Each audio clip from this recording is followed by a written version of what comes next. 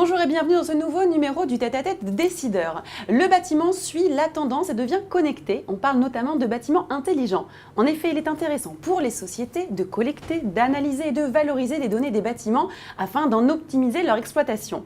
Grâce à l'Internet des objets et à l'analyse prédictive, ces données peuvent être collectées en temps réel et valorisées. À noter d'ailleurs que le marché des objets connectés est en très forte croissance puisque selon l'Institut de l'audiovisuel et des télécommunications en Europe, il y aurait à ce jour, attention, 15 milliards d'objets connectés à Internet tout de même, contre 4 milliards seulement, j'ai envie de dire, en 2010. Et selon une étude de Gartner et iDate, on attendrait en 2020 entre 50 et 80 milliards d'objets connectés à travers le monde. Le nombre de données analysées et à valoriser augmente donc, et il est nécessaire d'avoir des logiciels performants pour opérer cela.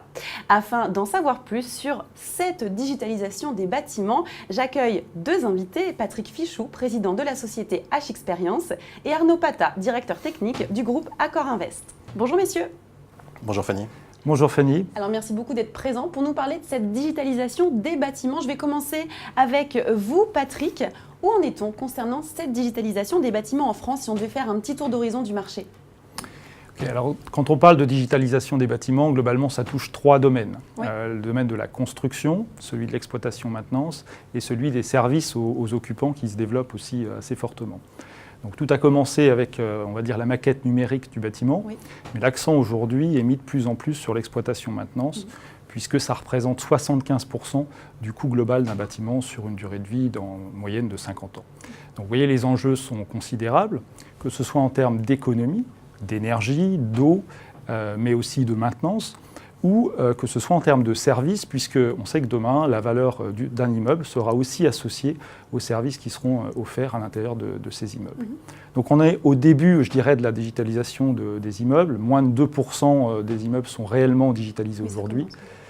Donc le marché est vraiment considérable et la situation est identique en France ou en Europe plus généralement.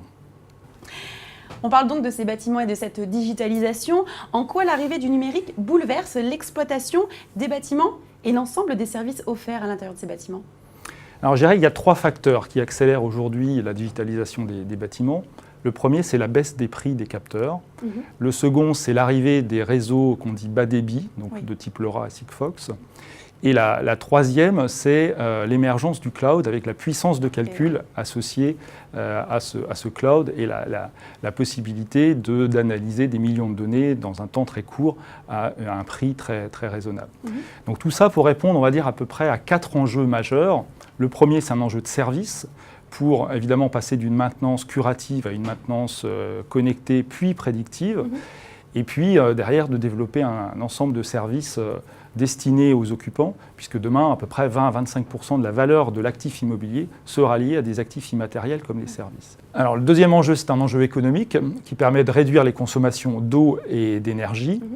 Le troisième enjeu, c'est un enjeu plus de dimension, on va dire, sanitaire et environnementale, puisqu'on arrive à faire baisser l'empreinte carbone du bâtiment, et puis mieux contrôler on va dire, la partie sanitaire d'un hôtel, par exemple, avec l'eau chaude. Le quatrième enjeu, c'est un enjeu humain qui permet de donner plus de valeur au travail de l'exploitation-maintenance au sein du bâtiment. On parle donc des enjeux des bâtiments. Vous, Arnaud, chez Accor Invest, en quoi cette digitalisation des bâtiments revêt un enjeu particulier pour vous ? Alors Accor Invest agit en tant qu'investisseur, propriétaire et exploitant d'un parc hôtelier de 885 hôtels aujourd'hui, répartis dans le monde, dans 26 pays. Le point de départ de cette aventure digitale correspond à notre réflexion sur la réduction de notre empreinte carbone. Oui. Et on s'est aperçu qu'aujourd'hui, le poste eau énergie représentait un peu plus de la moitié des 17 kg de CO2 produits chaque jour par chambre disponible dans nos hôtels. Voilà. Donc il devenait nécessaire non seulement de rentrer dans le détail des consommations et de les suivre de façon continue. Et comme l'a dit d'ailleurs Patrick, la solution aujourd'hui d'objets connectés est devenue une solution techniquement fiable et économiquement accessible. Et donc le déploiement de cette solution devient comme une évidence maintenant dans la gestion d'un parc immobilier. Et donc quelles sont les innovations attendues dans l'analyse et la valorisation des données des bâtiments ? Cette valorisation est extrêmement importante aujourd'hui. Et en quoi permettent-elles d'adresser les problématiques des exploitants hôteliers ? La collecte et la mise à disposition des données d'exploitation de nos bâtiments à l'ensemble de nos opérationnels va leur permettre de se concentrer sur leur métier de base, orienter clients, en retirant de leur quotidien finalement des tâches qui étaient répétitives et rébarbatives. Voilà. Ça, c'est le premier axe de changement qui porte déjà ses fruits dans le cadre du premier déploiement cette année fait avec H-Experience. Ensuite, le croisement des données mesurées dans nos hôtels avec les données d'exploitation nous permet d'identifier dès aujourd'hui les axes d'amélioration avec des leviers de création de valeur importants, orientés à la fois sur l'exploitation mais également sur notre métier d'hôtelier et on en est juste au début de l'aventure. Voilà. L'intelligence artificielle, on n'en est pas encore là, mais c'est le troisième volet qui va arriver assez vite, on le ressent, en tout cas on s'y prépare en collectant les données. L'enjeu, il est essentiellement humain. En fait, tout peut se faire qu'en se concentrant sur l'humain, puisqu'on a un métier de service au départ. C'est bien le sujet qui va nous permettre de créer et d'adapter notre métier aux nouveaux usages de nos clients en mettant nos collaborateurs au centre de cette révolution. D'accord. Très bien. Alors, vous, Patrick, au sein de H-Experience, vous proposez de collecter, d'analyser, de valoriser les données du bâtiment. Vous avez en ce sens développé une solution innovante, un logiciel, Smaty.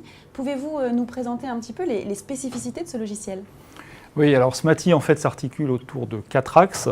Le premier, c'est tout ce qui est maintenance critique, maintenance des équipements critiques du bâtiment, comme la centrale de traitement d'air, les VMC, les chaufferies, etc.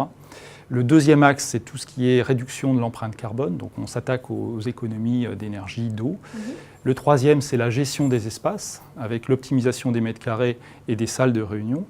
Et le dernier, c'est le confort de l'occupant à l'intérieur de l'immeuble, avec un certain nombre de mesures comme le taux de CO2, l'humidité, l'hygrométrie, la luminosité et puis le niveau sonore. N'oublie pas le confort quand même. Oui, le confort. Alors, globalement, Smaty est très centré sur les usages. Donc, il permet de collecter, traiter, analyser les données du bâtiment. Dans un premier temps, pour améliorer l'efficacité opérationnelle. C'est ce qu'on fait aujourd'hui avec les équipes d'Arnaud et Accor Invest. Mais dans un deuxième temps, on va aller au-delà de ça, puisqu'on va introduire une couche d'intelligence artificielle qui va nous permettre d'innover sur des nouveaux services à très forte valeur ajoutée. D'accord. Alors, comment votre solution Smaty, au sein, vous en avez parlé d'Accor Invest, comment cette solution a-t-elle été implantée dans vos hôtels, Arnaud, et pour quels bénéfices ? Alors, nous nous étions intéressés aux usages connectés sur le chapitre de l'eau et l'énergie dès 2016. D'accord. Et finalement, le déploiement de la solution Smaty correspond à un mélange des deux équipes, celle d'Accor Invest opérationnel maintenance et celle de HX-Experience avec la découverte de la digitalisation de nos métiers. Oui. Et ça a été un résultat très très positif pour l'ensemble des deux équipes, je pense. Et en tout cas pour la nôtre, c'est clairement aujourd'hui une envie de continuer et de continuer l'aventure. Voilà.